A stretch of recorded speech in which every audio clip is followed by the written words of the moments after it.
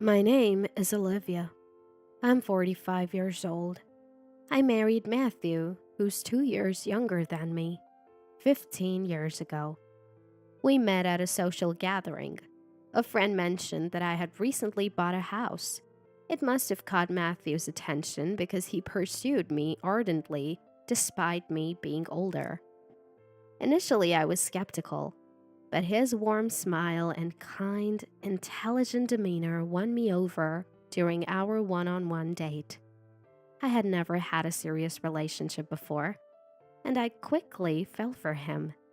To keep him interested, I tried my best to embody the ideal woman he was looking for. Fortunately, I never disliked housework. I was used to living alone, so playing the role of a homemaker wasn't too hard. A year into our relationship, he proposed and we got married. Upon his request, I switched from a full-time job to part-time. Little did I know that my efforts to captivate him would backfire in such a way. It all started one evening when I was late coming home from work. The weather turned bad suddenly, and I rushed home, regretting that I had left laundry out to dry. If this was the case, I shouldn't have hung the laundry outside to dry.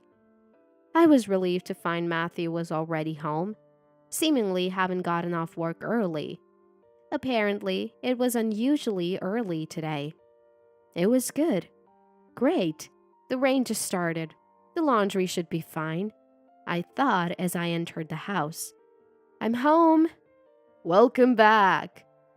Wait, why does he sound so grumpy? I saw Matthew sitting on the sofa watching TV with a pile of crumpled laundry beside him. What's the deal with the laundry? Thanks for bringing it in. Don't hang laundry outside when the weather's like this. Aren't you ashamed to make your husband do chores? What? My gratitude vanished. My husband sighed loudly. Why do you think I wanted you to switch to part-time? So you can take care of the house. You're my wife. You should be doing that. What an outdated way of thinking. And it's pouring rain outside. But back then, I was head over heels for Matthew.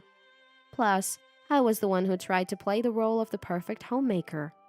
I swallowed my complaints and agreed. Confused, I looked at the lucky charm my friend gave me for moments like this. Slowly, my heart calmed down. Back then, that was enough for me not to resent Matthew. A year later, our adorable daughter Ava was born. Being close to my family was a godsend for support. Matthew adored Ava. But that was it. He never really helped much with housework or childcare. Yet, Ava was very attached to him because he spoiled her. Maybe being playful is enough? Fortunately, we could live off Matthew's salary. When Ava turned 3, I put her in daycare and started a part-time job. Then, I started using my own earnings to make my life a bit easier. Matthew never interfered with how I managed the house or raised our child. Whenever he complained about the house being messy or dinner being late, I reminded myself that he was just a big kid who happened to earn money to keep my sanity.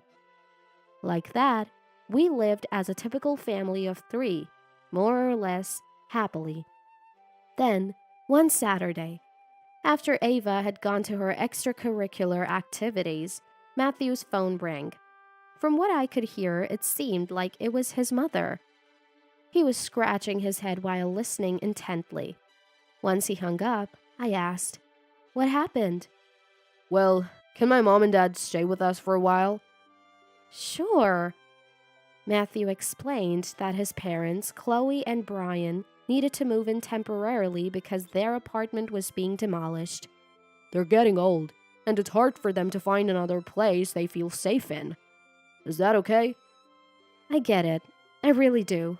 But having his parents live with us, although I felt uneasy, I agreed. What can you do? I could never say no in front of Matthew. A month later, Chloe and Brian arrived with a moving truck. They hauled in a ton of stuff and started exploring our house. eventually commenting, "It's a bit cramped." "That's because of all your stuff." I held back my thoughts and offered a polite smile. I opened the door that connects to the living room. "This room on the first floor is for you, Chloe and Brian. Please make yourself at home until you find a new place." "It looks like it gets chilly in here." "We have a heater, so feel free to use it." Chloe started unpacking her things, obviously dissatisfied. Meanwhile, Brian opened the fridge without asking. "Hey, Brian!" "What? We're gonna be living here, right? What's wrong with opening my own fridge?" "Well, you're right, but you've barely been here before. A heads up would be nice." "I drink 3 beers a day. I'll let it slide this time, but keep it stocked from now on." All right. I knew this would happen. In more polite terms, my in laws have an old fashioned way of thinking. The elderly deserve respect, and men are naturally more important than women. When Ava was born, their first words were, "The next one should be a boy." The tricky part is that they absolutely dote on their son Matthew, and Matthew, in turn, acts like a child around them.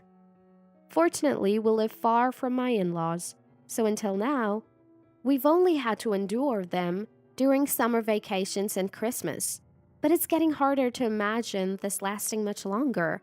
I've tried to be optimistic, thinking it would only be a few months of hardship as we transition into a new living situation.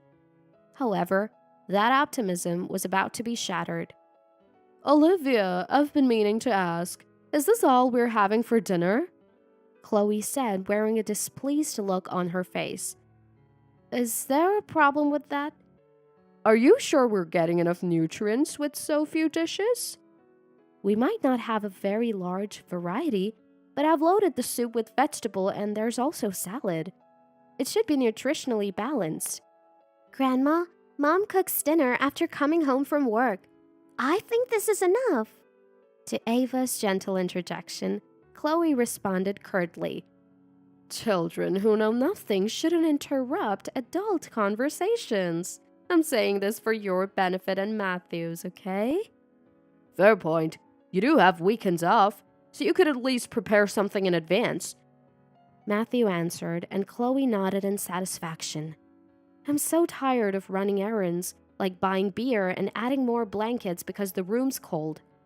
All because I have to cater to my in-laws' whims." "If you get it, then focus on your studies. Don't act all high and mighty until you get into college worth boasting about." At Chloe's icy words, Ava hurriedly finishes her meal and quickly heads upstairs to her room. Seeing Ava's reaction, I can't help but sigh at Chloe, who's always complaining about bad manners. Does she really think someone can stay calm after being spoken to like that? Besides, there are people far worse than that. "Yeah, right there. Hit it! Hit it! Run!" Brian is munching on chicken and cheese, drinking beer, and loudly enjoying a baseball game in front of the TV. It's irritating to see Brian so excited, spitting while talking with one knee up on the couch. Ever since the in-laws came, Brian, being the eldest male, gets the most special treatment, followed by Matthew, Chloe, and then me, Ava. Sure, there's a time and place to respect the pecking order within a family, but what about Ava's feelings when her whole life gets upended because of the whims of live-in in-laws? These in-laws don't work, don't contribute to household expenses, and don't even look for a new place. When I asked them to contribute financially, they screamed at me hysterically. "We never asked our son for money. How dare you ask us for money?" It doesn't make any sense. They're still spending money at the spa and shopping without a second thought. Both Ava and I are nearing our limit. Over the weekend, I waited until the in-laws were asleep and snuck in a conversation with Matthew. "Listen, ever since Brian and Chloe arrived, Ava's been locking herself in her room. Plus, we're spending more on groceries and utilities. This is our home. You should talk to Chloe and Brian about being more considerate. Huh? Oh, they said they'll move out soon. Just bear with it for a little while. Matthew responds absent-mindedly, eyes glued to his mobile phone. Lately, he's been addicted to mobile games. Whenever he's free, he's on his phone. He's been working late and even going to work on weekends. The other weekend, he suddenly had to go on a business trip and left in a hurry. Are you even listening? I'm listening, I'm listening. What could be so interesting? As I lean over to take a look, Matthew abruptly stands up, hiding the screen. What are you doing? That's private. Sure, mobile phones are private. But should he be so startled just because I might see his game? What are you hiding? Nothing. If it's nothing, then show me. I'm curious about what mobile game has you so hooked. Well, it's just that, Matthew fumbles with his phone behind his back. And just then, a message alert rings out from his usually quiet phone. It seems he had taken it off silent mode without realizing. It's Friday night, 11 p.m.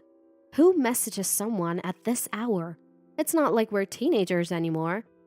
Something seemed off. You got a message. Want to check it? I smiled calmly. Matthew glanced at his phone screen and gave a fake smile. It's a work thing. We should head to bed. I have to work tomorrow. On his way to the bedroom, Matthew's phone slipped out of his hand. As he quickly picked it up and skimmed the screen, the message read, Megan, looking forward to tomorrow. Love you. Panicked, I snatched his phone and confronted him. What's this about having fun at work with another woman? Who's Megan? Love you? Have you been sending her the same thing? My gut feeling was right. Matthew looked around nervously before sitting down. I'm sorry. It was just a harmless game. To put it bluntly, Matthew was cheating. His excuse about being addicted to mobile games was a total lie. Turns out, the other woman was a junior colleague, and his excuses about weekend shifts and business trips were all lies too. The unexpected betrayal left me dizzy. Here I was, balancing work, house chores, and childcare, doing my best to support Matthew. Fed up with his dismissive attitude, something in me snapped. You think it's okay because you're not serious. You're so annoying. Just then, my in-laws woke up, rubbing their sleepy eyes. What's going on? Perfect timing. Let's share what their darling son has done. Brian, Chloe, you need to hear this. I explained everything I just found out to my in-laws. Matthew sat there, shrinking like a child who just got scolded. I didn't care if they thought it was childish to tattle to my in-laws. They all should feel a bit of shame. Matthew and his parents. I finished my rant and took a deep breath. That's when Brian mumbled, seemingly uninterested. Is that all? What? You said it was a game, right? A fling or two is just men being men. If you're gonna be angry over that, you're going to have a hard time. I can't take this anymore. That's right. Chloe would understand me, I thought. I looked away from ear-picking Brian to Chloe and was flabbergasted. Unbelievably, Chloe was rubbing Matthew's back and consoling him. It's terrible that she snooped through your phone and yelled at you. She used to be such a domestic and adorable woman when she first came to greet us. Now look at her. Just an irritating wife. I'd understand if you wanted to have some fun. Mom, you get me? All I wanted was a little excitement. Matthew lifts his face, nodding in agreement. Chloe, seemingly astounded, lets out a sigh. Please don't throw a tantrum over this. If she's getting cheated on, it's because she lacks charm, you know. I'm at a loss for words. I can't keep up with these people who, as if nothing happened, not only go on with life, but also defend their cheating son. I thought I could hold on at least until Ava becomes an adult, but I've reached my limit. Let's get a divorce. I pulled out the pre-filled divorce application that I got when I was younger. Matthew looked at his parents as if he were a helpless puppy. His parents snorted. Matthew, we think it's fine to break up. You're talented and handsome. You'll have plenty of chances. Besides, the girl you're dating now is young, right? Expecting a son, perhaps? Women are just too chatty anyway. Matthew, seeing how the situation unfolds, laughs as if he just realized something. Exactly. She used to be so adorable, but now she treats me like I'm invisible. Starting a new family could be a way to reset things. You've got to be kidding me. It was Matthew who first started neglecting Ava. Matthew started finding it tedious to engage with Ava as she matured and lost some of her cuteness. It's absurd to think a father who only engages whimsically would be liked. Whatever affection I had left for Matthew dissipates rapidly. So you admitted to cheating. For the divorce, expect not just property division, but also a minimum of a few $1,000s in compensation. The moment I say this, Matthew's hand stops writing. Chloe grabs his hand. Why should our son pay that much when you're the cause of the affair? In our time, that wasn't a thing. If you have to pay that, don't agree to the divorce. Even if it's a messed up logic, it's 3 against 1 from an outsider's perspective. Matthew snickers at his own situation. That's right. If I don't sign here, we can't get divorced. If you want a divorce, you have to respect our opinions as well. What is he saying? Is this some kind of threat? I can't do this anymore. Everything about these people is just too much. My anger is about to explode. Fine. Instead of property and compensation, I'll just take what I bought. You can record this as a promise. Matthew and his parents visibly relax.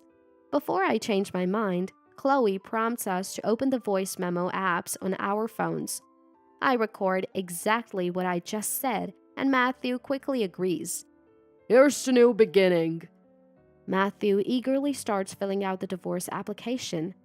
Late that night, after the 3 of them went to bed, I sent Ava a message about our future plans.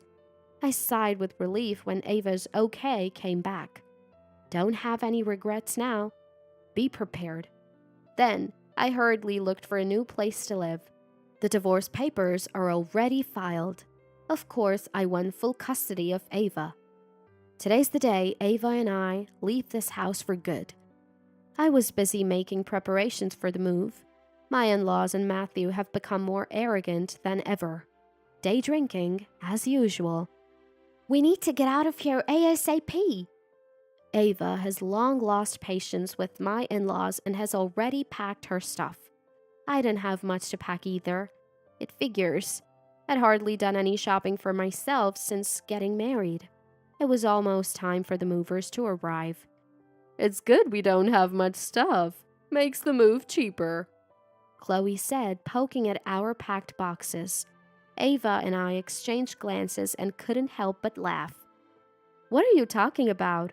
We ordered the largest truck available. Huh? Ignoring the stunned Chloe, I walked over to the fridge and forcefully yanked out the plug. Hey, what are you doing? This is mine. I bought it. I began to unload the fridge, piling up all the food and beverages. Of course, the freezer wasn't an exception. The floor got a little wet, but I couldn't care less. Chloe grabbed my arm. I'm busy.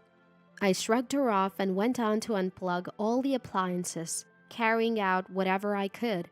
Microwave, electric kettle, toaster, multi-cooker, washing machine, dishwasher, robot vacuum. I smiled at the shocked Matthew. Most of my paycheck went into these appliances to lighten your load around the house. Didn't you notice? That's right. Most of the appliances here I purchased. But not just that. Mom, I got it down! Ava came down holding a ceiling light. Thanks, please get the ones downstairs next. Ava grabbed a step stool and reached for the living room light. Matthew and Brian looked puzzled, probably because they'd been drinking. Oh well, Let me explain. Also, the air conditioners, lights, and large furniture around the house. I bought those. Remember? Matthew seemed to snap back to reality. Please stop. Just stop. No way. I opened the closet, packed full of Chloe and Brian's clothes. I'm only taking what's mine. Without giving them a chance to respond, I grabbed their clothes and tossed them on the floor. High-end brands or not, I couldn't care less. I emptied the closet, bookshelf, and decorative shelf one by one. Oh right, my dresser. I pulled open the drawers to find makeup that probably belonged to Chloe. Such expensive stuff going to waste. I can't be bothered to take it out one by one. So be it. All right, here we go. Flipping over each drawer, just like that, they're empty. Phew, feels good. Chloe's face is pale as she scrambles to gather her makeup. Mom, the movers are here. Ava calls out to me loudly. Show them around. Tell them to start moving things. I hear Ava responding to the movers in an energetic voice. She's acting way more mature than the flustered adults in front of her. Sorry for the mess. Just go ahead and start moving stuff. The movers are clearly professionals. Our home empties at an incredible speed. My. What's left are a few pieces of furniture and a pile of abandoned food and entertainment items. Essentially, hardly anything essential to our daily life remains. Well then, see you later. After waving goodbye to the truck, Ava and I catch our breaths. I take an envelope from Ava and tell her to go to grandparents' house. Just then, a loud yell comes from behind. Startled, Ava shakes her shoulders. I urge her to go and then turn around. It's not just the alcohol. My in-laws and Matthew are red-faced and shaking with rage. How could you do something so horrible? I did exactly as I said I would. Now it's time for all of you to sort out your moving arrangements. What? All three shout in disbelief. Pathetic. Don't you remember? I own this property and this house. Matthew's face instantly turns pale. You're not saying you sold this house too? That's right. The house and land are already sold. Even though their fears were confirmed, far from celebrating, my in-laws looked defeated. Well, of course they do. This can't be allowed. Look, I bought this house. The loan payments? Also me. You had zero involvement. What makes you think you have any say in the sale? In fact, whether they lived with me or not, I had the authority to proceed with selling.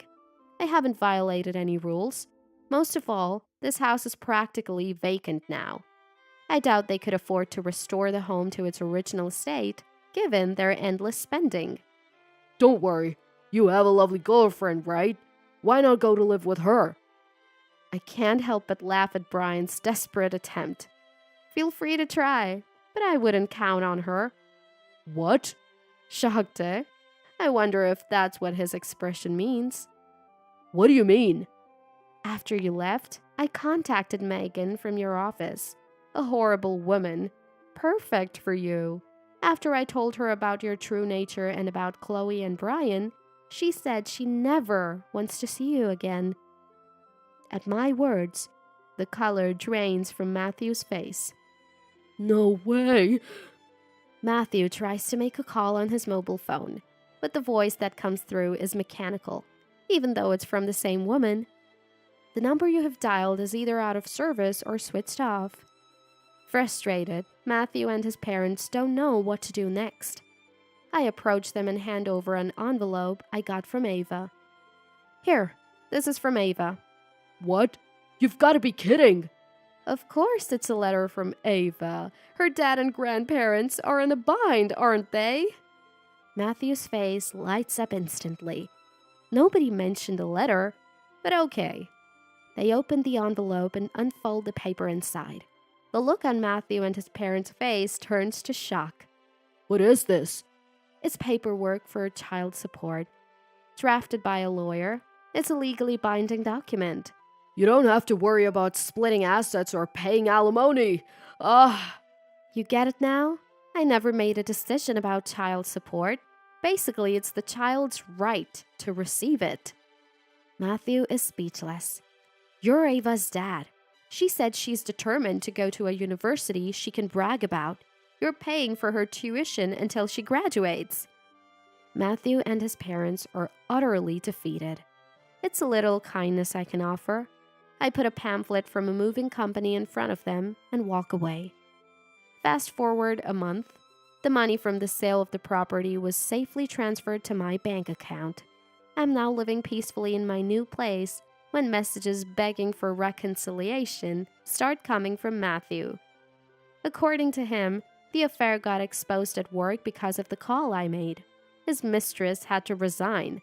Matthew was demoted and lost the reputation he had built up. Now he's living in a rundown company apartment in the middle of nowhere with his family. The home is full of discord, with Matthew and Brian who never lift a finger, and Chloe who always did as she pleased. Their place is filled with clutter and garbage, making living there nearly impossible. What goes around comes around, huh? I block him on all platforms, ensuring he can't reach me again. As for me, I'm back to full-time employment, and Ava is thriving. Our space is smaller but loaded with the latest appliances. With Ava's help, there's virtually no burden of housework. Ava is committed to both her studies and extracurricular activities. Even though I told her not to worry about what Chloe says, she insists on working hard for her future self. Matthew is seemingly living with his family. Maybe it's time for me to move back with my parents at the contract renewal. My parents adore Ava, their grandchild, and the feeling is mutual. Living together shouldn't be a problem. I also have the money from the settlement and property sale. Maybe I could renovate my parents' home to make it more comfortable for them and Ava. Opening my makeup drawer, I take out the new cosmetics Ava and I bought recently. I apply a calm-colored lipstick to my lips. Life lasts 100 years. My life is just starting. The me in the mirror looks happy. And yes, I'm going to keep being happy.